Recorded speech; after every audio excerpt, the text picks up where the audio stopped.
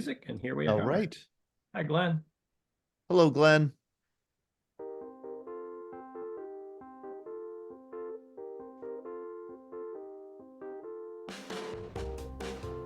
I enjoy your magazine too. Thank you, Art. Yeah, I had, the five of us boys and brothers was in the Horse Service at the same time. Amazing. Two Just in the Army, amazing. two in the Army, two in the Navy, and I was in the Air Force. That is, yes, and you wanted to do something different. Hey, good evening, everybody, and welcome to our VBC Scuttlebutt. I am Todd DiPastino. I'm the director of the Veterans Breakfast Club. We've been around for 16 years holding conversations. We have conversations about the military experience, past and present, with the people who lived those experiences, namely military veterans. I'm not a military veteran, and neither is my partner in crime here, Sean Hall. Hello, Sean. Hello, good evening, everybody.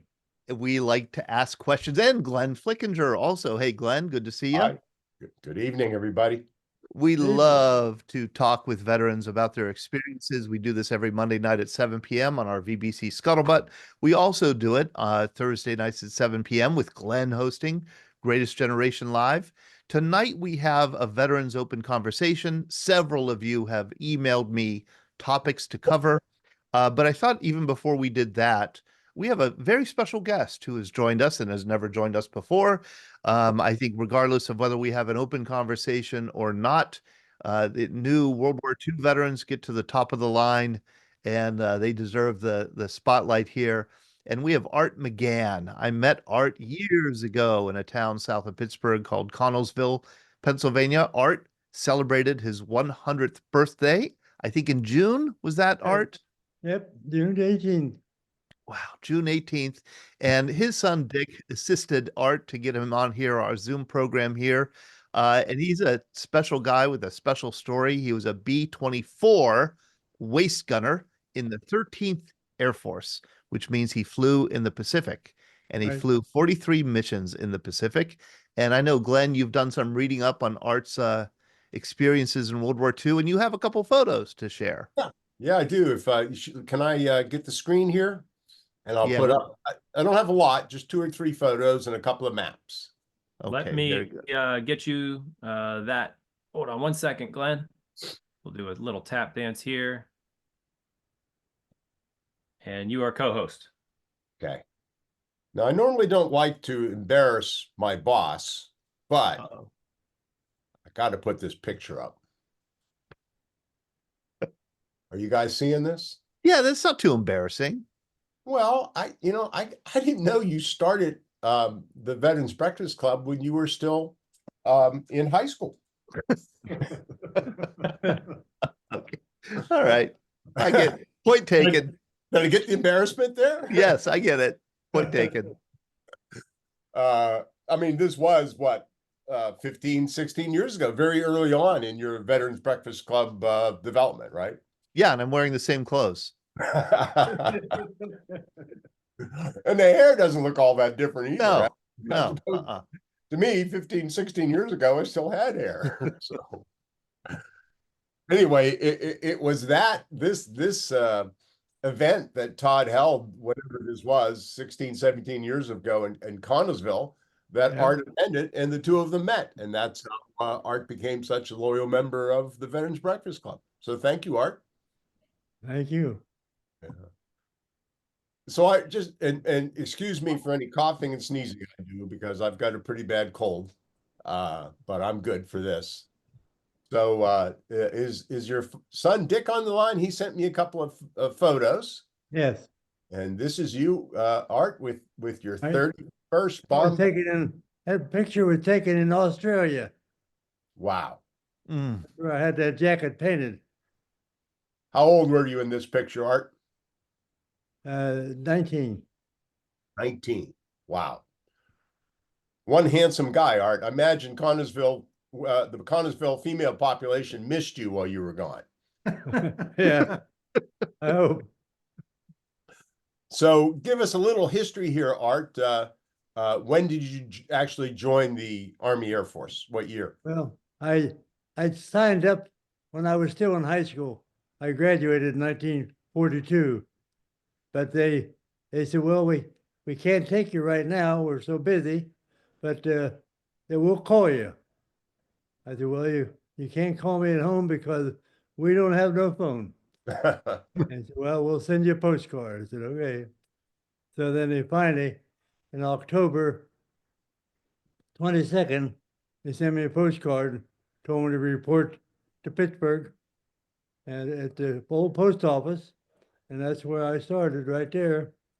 And of course, the first thing they did, they asked me, everybody, to take off your clothes. And there was about 50 of us there signed up. So we had to do side straddle hop for about 20, and everybody, about half the guys had a heart on them. But anyhow, they said, well, we're gonna leave here tonight, and we ran down to the train station, got on the train, and went to Fort Meade, Maryland. First time I was ever on a train in my life. So Art, when did you know you were going to be on a B-24 crew? How Well, I long didn't was know it that. before I you got found the out. time? I went to basic training in Miami Beach. I was there for 6 weeks, and then I went to gunnery instructor school up in Panama City, Florida, and I was there for 6 weeks. And then I was transferred to Denver, Colorado, and I was there for 9 weeks. And then they put me with 9 other guys, and that was our crew. And we flew around the States for months, practicing bombing and air-to-air firing and so forth. And then finally we went to Topeka, Kansas to pick up a new plane. And then they sent us from there. We had to go to, we went to, that's our plane there. And Boom. that's me on the right on the bottom. But anyhow, we flew to Salt Lake City, had to put a Bombay tank in to hold gas. And then they shipped us up to Fairfield Susan Air Base. It's north of Sacramento, California. And so we was there for a day, and they said tonight at 1 o'clock in the morning, we're going to take off for Hawaii. And we took off, and we went down as far as the Golden Gate Bridge, and we started a big leak of gasoline out of the wing, got in the plane, and we all got sicker than a dog. So we had to go back to base, and we did the next day. And the next day we didn't get up high enough, and we hit a high tension tower, and the plane caught on fire, and we crashed in a swamp. 2 guys got killed, and the rest of us was hospitalized for, I think, 19 days. So you almost didn't make it out of the United States to go to war. Right, that's exactly right. How bad were you injured, Art?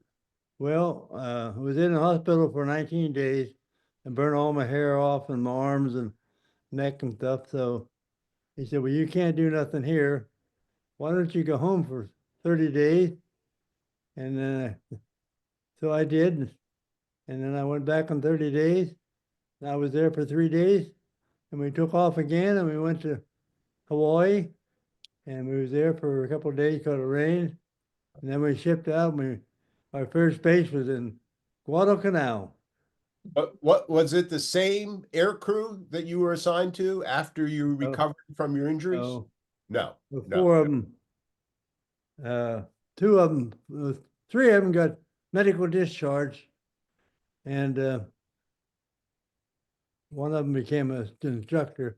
There was only 4 of us, original crew, went into combat together. We got teamed up over there. And that's when you were with this 31st Bomb Squadron? Right, that's right. Flying into 54. Guadalcanal. Yes. Uh-huh. Yep. Do you remember the first, when you arrived in Guadalcanal? Yes, in fact, whenever we boarded there or landed there, we had to fly around for half an hour because they were under attack by the Japanese Air Force. And so we flew around for 30 minutes, and then finally we had to go in, but there was bomb craters all over the runway, but we was fortunate enough to miss those. And then they drove us down to an area where there were some tents, and we went up there and got our bedding and went to sleep. And then next day we made up another crew, new pilot, new co-pilot, and two gunners. But we just kept moving. Every time we would take another island, we would move up. We moved up the Rabaul, and then we went to Admiralty Islands. Yeah. We was in the Admiralty Islands. We left there, and we went to New Guinea.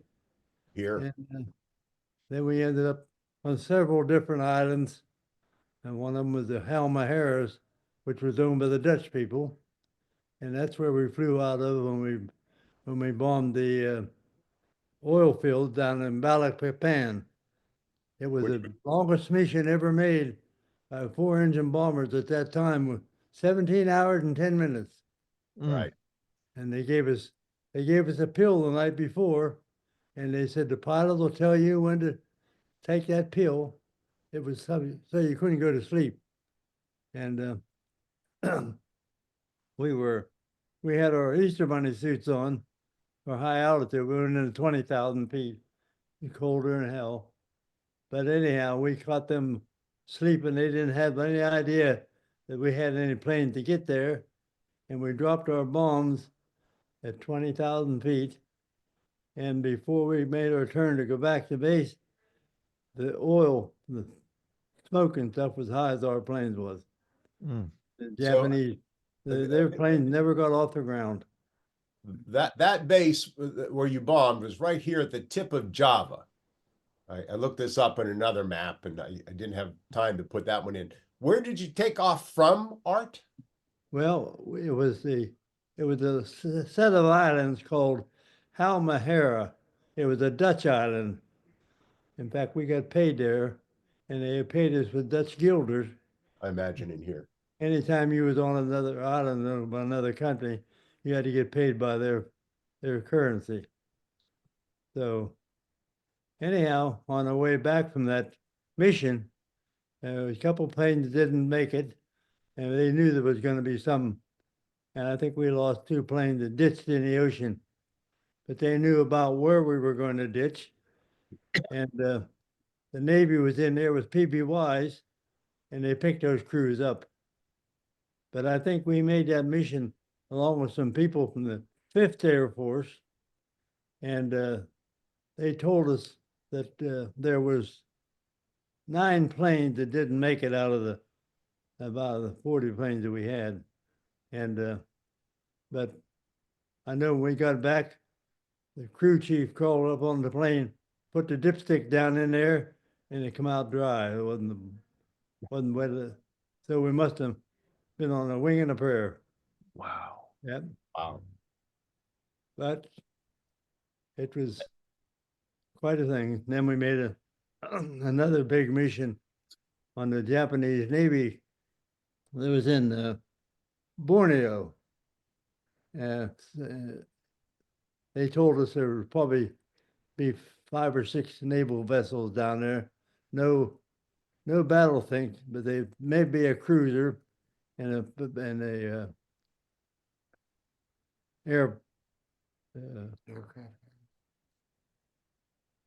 the Navy Air and the Navy ships, I'm sorry.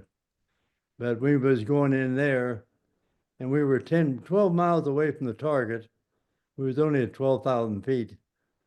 And they fired one of the 16-inch guns off of that cruiser, and it hit that plane and just blew it up looked like a bathtub coming through the air. Yeah. Just every man on there was just blown apart. And but anyhow, they had so much anti-aircraft, but they didn't really need it because there was so much firepower on the ships, and they fired stuff above our planes that had phosphorus in it, and when it went through your plane, it would burn a hole in it. Wow. And on the B-24 bomber, as you know, when you opened up your bomb bay doors, they slid up the side of the plane. Yeah. They didn't open up like a B-17. And we had so many holes on our plane that we couldn't close the doors. So we had to fly back, and we damn near froze to death that time too. And then we were only 12,000 feet. Wow. But anyhow, they took the plane next day. They had to take the engines and off and everything like, and put it in the scrap bay because Wow. they said that if they tried to patch it, they'd never got it off the ground. Wow.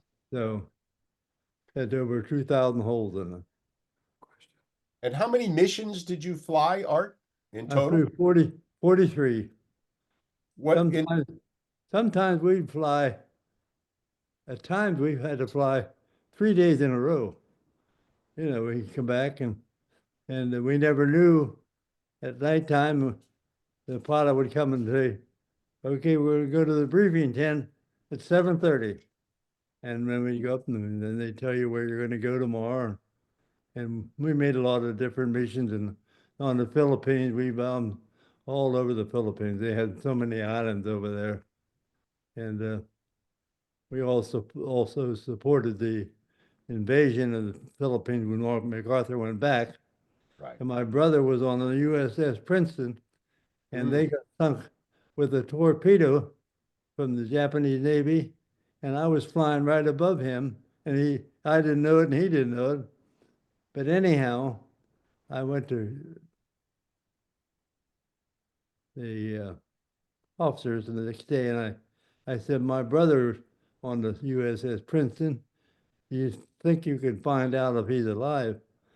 And but the next day I got a letter from my mother and said, your brother come home yesterday for 30-day leave. Oh, wow. Lucky So, man. what a Lucky. relief that was. Yeah. Yeah. Yeah. So, So you know, anyhow, I had read the 43 missions, you know, in Europe, which we've done most of our programming on the 8th Air Force. yeah. They had limits at first 25 and then it eventually became 35. Were there any limits on how many missions? We No. were on a program. You got one mission, or one point for 10 missions, 1 point for 100 combat hours, and 1 point for time overseas and all this. Yeah. But we didn't know what that was. But anyhow, when you got up in the top 50, then you was allowed to go home. Then when I got to 50, I said I'm quitting. So Yeah. anyhow, we were supposed to be flown back in the first 50. Well, don't you know, a damn boat came in there to take a bunch of military people back home, and I was on that boat for 24 days. Yeah. Oh God, that was the worst part of the whole thing. Yeah. Yeah. But hey, Were you injured again, Art, in flying, in combat? Were you injured again? Were you injured again once you reached the South Pacific? not overseas. No. Yep. Yeah. But hey, it was a good trip. I came back alive. That was the main thing. And in fact, all 5 of us brothers came back alive. 5 brothers. 5 Wow. brothers. 2 in the Army, 2 in the Navy, and I was in the Air Corps. Wow. You had to be different, huh, Art? I had to be different. Well, I was the youngest too. Yeah. Well, wow. Yeah, I was only 18. I I was can't 18. imagine what your mom went through. Yeah. Oh yeah. Yeah. But So we could probably open this up to any questions at this point, Todd, for Art from the audience or from you and Sean. Yeah, please do. I want to invite people to ask Art questions. This is your chance to talk to somebody who flew the longest single combat air mission of World War II. Yeah. 17 hours, 10 minutes. Yeah, they told us later on that we were supposed to get a presidential citation. I do remember we got a telegram from MacArthur and from Admiral Halsey from the Navy about that. When they said we never thought anybody would ever be able to fly a plane that long. Yeah. 17 hours and 10 minutes. And what was the pill that they gave you? Was it some kind of caffeine or I something? think they told me it was a benzodrine. Benzodrine. What Okay. these truck drivers used to Right. take all the time. So Right. they could drive along on. Stronger. Yeah. I'm so naive. Stronger than caffeine for sure. Yep. The combat or the flying the bomber missions in the Pacific seem so different Oh, than the yeah. missions in Europe. So different. Did you watch Masters of the Air? Yes, he did. Could you relate to it at all? Well, their missions were a lot shorter. Most of our missions was 10 and 11 hours. Yeah. And it took us, well, you was flying over water all the time, Yeah. except when you went to the Philippines. It was off and on there. And no, we most of our missions were low flying. We usually went in on a target at 12,000 feet, and we'd be dropping as we going over the target and dropping our bombs. And usually we carried 18 bombs, 500 pounders. Ooh. And Wow. we just ruined a lot of those places. Japanese was all over the Philippines. You know, there was, in fact, I'll tell you a story. We were going up there on a mission to the Philippines, and our alarm went off.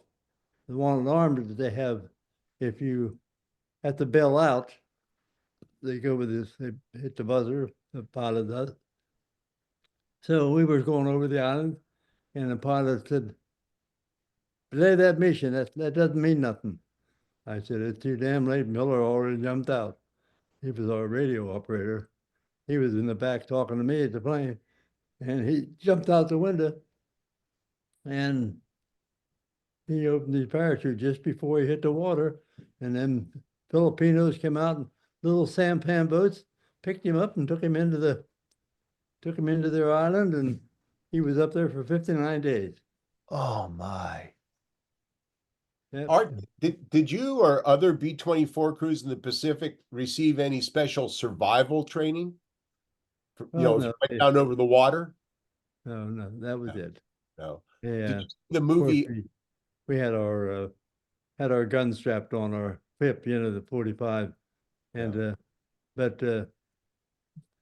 we had on the bottom of our we had a pack on parachute, but we also had one we sat on, and if you landed in the ocean, you pulled the ripcord, and then you had a little float, just like a kid playing in the backyard.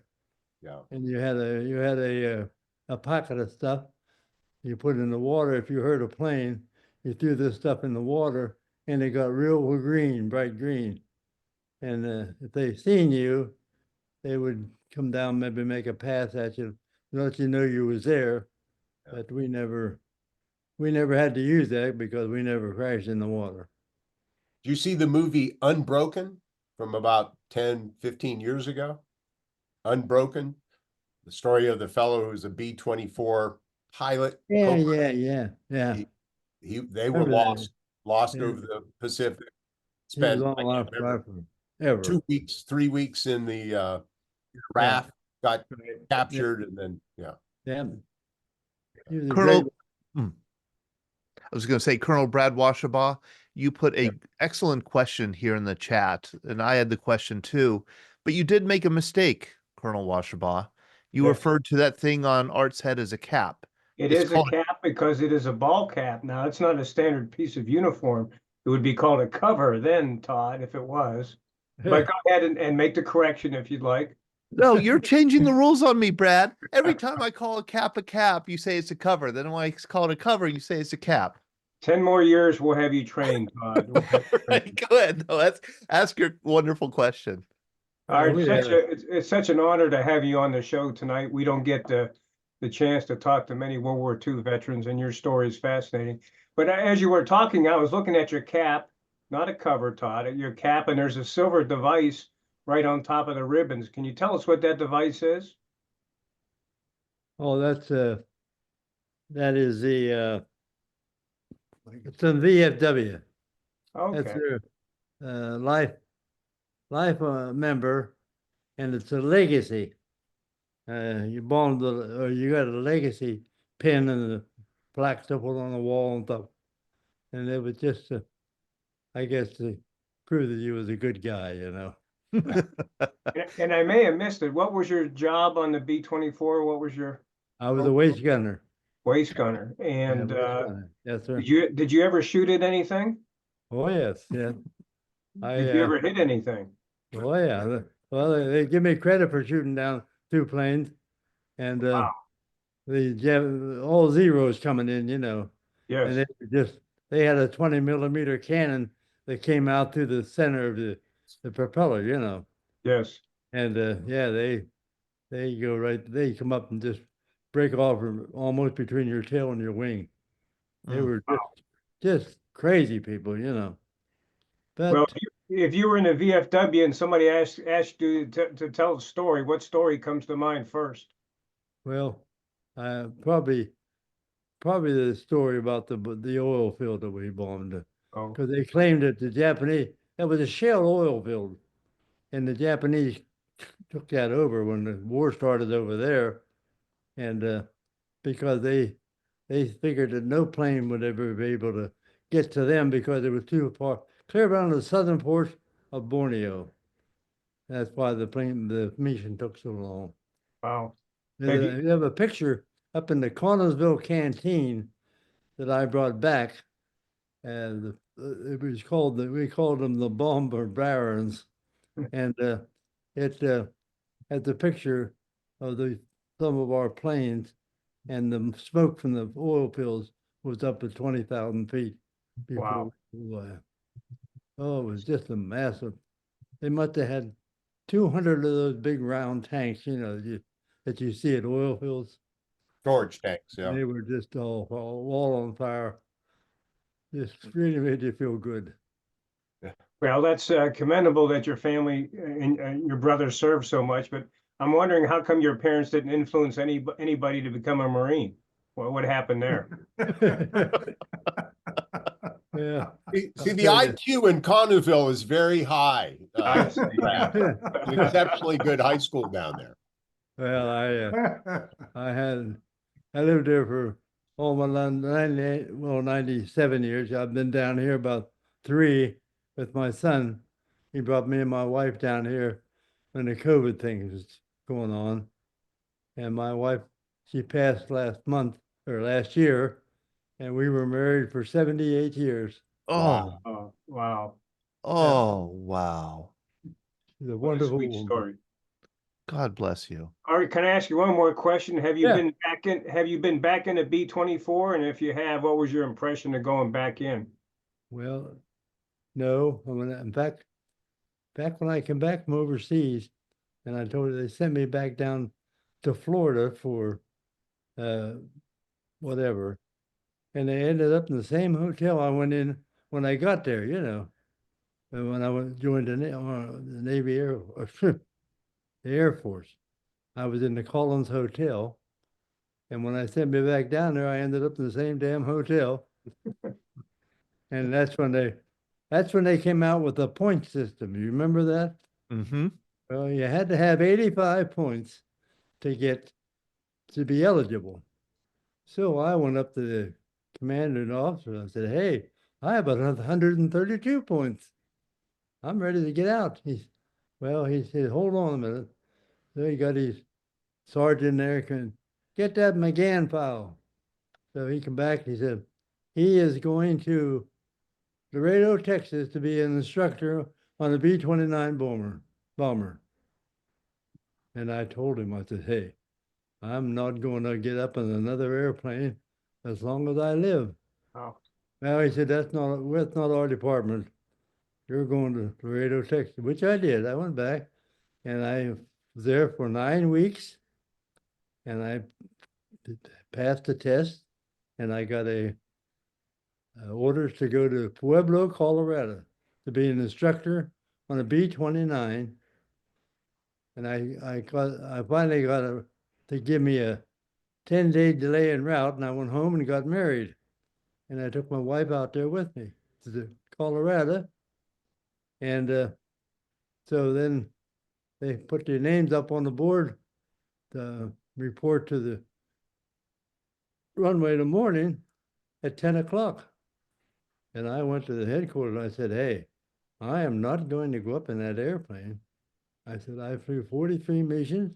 I walked away from a plane crash in California, and I am not going up there anymore. So he said, well, you'll have to talk to Major so-and-so. Okay. So I reported to him, give him my story, and he says, well, you be here in the morning at 10 o'clock. I said, all right. So it went down. He took us into the commanding general's office. His name was General Street. Well, I knew General Street because he was our commander in the South Pacific. Oh. And I walked in there with my uniform. I had 13th Air patch on the side. And he said, oh, 13th. He said, I know, I was in the 13th. I said, I know that, sir. And I said, we came back from a mission on truck and you met us on the runway and asked us how it went and so forth. Yes, he said, I remember that. Well, I said, that was me. And they put a notice out on the bulletin board that anybody that's returning from combat that no longer wants to fly, just notify your commander. And I did. I went down the next morning. There was my name on the board, along with 13 other guys. Wow. Wow. Thank you, Art. Thank you. It was somebody else's turn at that point, right, Art? Somebody else's turn to do the hard work, dirty work. In fact, I never flew for 26 years Right. after that. Of course, you know, a B-24 bomber, nothing but a bunch of metal and wires and ropes and stuff like that. And I got in the plane over here. I flew down to my son was in Tennessee, and of course, some nice bomber or nice planes here. You know, they just. But so I made several trips after that, but I felt this way. I done my share, so Certainly did. I have no regrets. Art, is your son a veteran? I have another son. This son here is not a veteran, no. But my other son went to Vietnam, and he was in the Air Force in Vietnam. Did you give him any advice before he left? No, well, I did. I said, why don't you go to the college first and get it? I said, I don't want to go to school. And Dick is already in college. And so he said, I'm going to join the Air Force, which he did. He was in there for 6 years. But he got that Agent Orange, and then he got diabetes, and he's got one of his legs cut off and toes cut off on the other feet, and he's just not he's not in a very good position, but he weighs 130 pounds and this, you know. But we all have a job to do. I did mine, he did his, and that's all you can do. Would you do it again? Not at this age.